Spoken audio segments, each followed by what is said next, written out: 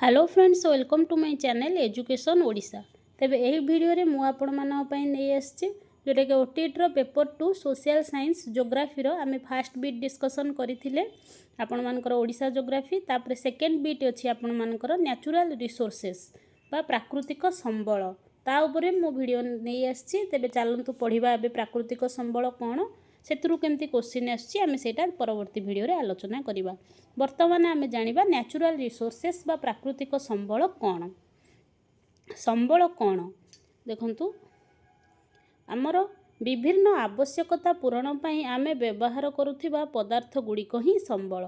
विभिन्न प्रकार आवश्यकता जो पूरण करे से गुड़ाक ताकू ही आमे जो पदार्थ गुड़िक ताकू से आवश्यकता गुड़िक पूरण करे ताकू संबल कहती। लुगापटा, बासन कुसन, धान चाउल, पानिया, चेयर, विद्युत शक्ति इत्यादि सबू संबल। आम आखि आगे जहाँ सब देखुचे सबू संबल ना तार किछि ना किछि उपयोगिता रही। उपयोगिता बा प्रयोजनीयता ही कौन द्रव्य को संबल रे परिणत करे। तेबे केतेक संबल अछि तार किछि ना किछि आर्थिक मूल्य रही। धातव पदार्थर आर्थिक मूल्य रही, केतेक पदार्थर आर्थिक मूल्य मध्य न थाए। सौंदर्य, भूमिरूप, मार स्नेह, रोगीर सेवा इत्यादि मूल्यहीन संबल। उभय संबलर गुरुत्व रही। उभय प्रकार संबल मनिषर आवश्यकता पूरण करिथांती। समय और प्रजुक्तिविद्या कौन द्रव्य को संबल रे परिणत करे। आमर मनुष्यर परिकल्पना, ज्ञान, आविष्कार, उद्भावन ही नूतन संबल सृष्टि रे सहायक होता है। आविष्कार उद्भावन फल संबलर विकास होती। तो ये आपण मैंने भावुवे ए क्वेश्चन केमिति आसीबो ना क्वेश्चन एथुरु केमिति आसीबो ना संबल क्या कहते विभिन्न आवश्यकता पूरण पई आमे व्यवहार करुवा पदार्थ को कौन कहती एटा ही संबल। तापरे कौन गोटे द्रव्य को संबल रे परिणत करे उपयोगिता बा प्रयोजनीयता एटा। तापरे मूल्यहीन संबल कौन सौंदर्यपूर्ण, भूमिरूप, मार स्नेह, रोगीर सेवा इत्यादि मूल्यहीन संबल माने जार कौन मूल्य नहीं, आमे तार मूल्य दे परिबा नहीं, से गुड़ाक हला होची मूल्यहीन संबल सेवा जोटा आमे कहूचे। तापरे आम निम्नोक्त मध्यरु कौन गोटे द्रव्य को संबल रे परिणत करे समय और प्रजुक्ति विद्या ए भली भाबरे आसीबो। तापरे लोके माने ही निजे सबुठारु गुरुत्वपूर्ण संबल।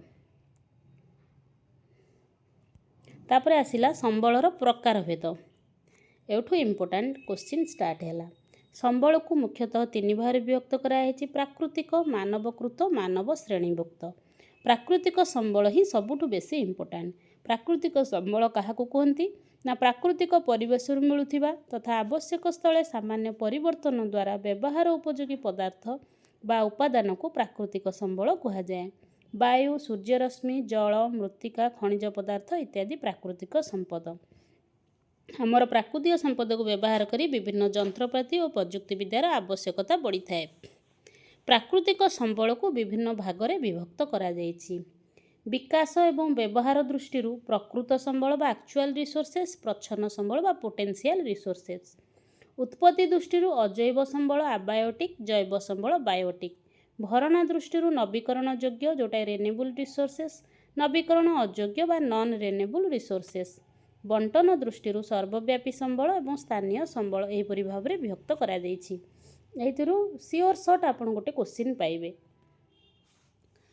प्रकृत संबल जो संबल गुड़िक परिमाण जना पड़ी ताकू प्रकृत संबल कहा जाए। खनिज द्रव्य, उर्वर मृत्तिका यही संबलर अंतर्भुक्त।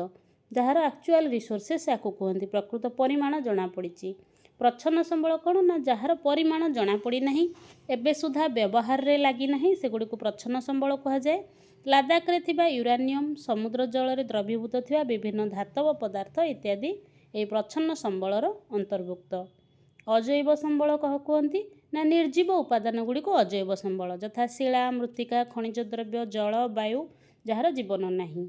आ जैव संबल कौन कहती ना आमर जीवंत समस्त प्रकार प्राणी एवं उद्भिद जगत को जैव संबल कहा जाए, जो थे वन्यजंतु, पशुपक्षी, मत्स्य, अरण्य, मानव इत्यादि यही संबलर अंतर्भुक्त। आ नवीकरण योग्य संबल it is also very important. जो संबल गुड़िक व्यवहार पर शीघ्र भरणा बा पुनर्बार पूरण हो पारे ताहाको नवीकरण योग्य संबल कहा जाए। ସୌରଶକ୍ତି, ପବନ ଶକ୍ତି, ଜଳ, ଭୂମି ଇତ୍ୟାଦି ଏହି ସମ୍ବଳର ଅନ୍ତର୍ଭୁକ୍ତ। ନବୀକରଣ ଅଯୋଗ୍ୟ ସମ୍ବଳ ଆମେ କାହାକୁ କୁହନ୍ତି? ନା ଯେଉଁ ସମ୍ବଳ ଗୁଡ଼ିକର ବ୍ୟବହାର ଫଳରେ ଏହାର ପରିମାଣ ହ୍ରାସ ପାଇଥାଏ ବା ସରିଯାଏ ବା ପୁନର୍ବାର ଭରଣା ହେବା ପାଇଁ ହଜାର ହଜାର ବର୍ଷ ଲାଗିଥାଏ ତାହାକୁ ଅରଣ୍ୟ ସମ୍ବଳ ବୋଲି କୁହାଯାଏ, ଯଥା କୋଇଲା, ଖଣିଜ ତୈଳ ଓ ପ୍ରାକୃତିକ ଗ୍ୟାସ୍। ଯେଉଁଟାର ବ୍ୟବହାର ଫଳରେ ଏହି ପରିମାଣଟା ହ୍ରାସ ପାଇଯାଏ ବା ପୁନର୍ବାର ସରିଯାଏ ସେଇଟା ହେଉଛି ନବୀକରଣ ଅଯୋଗ୍ୟ କୋଇଲା, ଖଣିଜ ଦ୍ରବ୍ୟ। ସର୍ବବ୍ୟାପୀ ସମ୍ବଳ, ଯେଉଁ ସମ୍ବଳ ଭୂପୃଷ୍ଠର ସବୁ ସ୍ଥାନରେ ମିଳିଥାଏ ତାକୁ ସର୍ବବ୍ୟାପୀ ସମ୍ବଳ କୁହାଯାଏ। ବାୟୁ, ଜଳ, ଭୂମି, ମାନବ ଇତ୍ୟାଦି ସବୁଆଡ଼େ ମିଳନ୍ତି ତ ସେଇଟା ସର୍ବବ୍ୟାପୀ।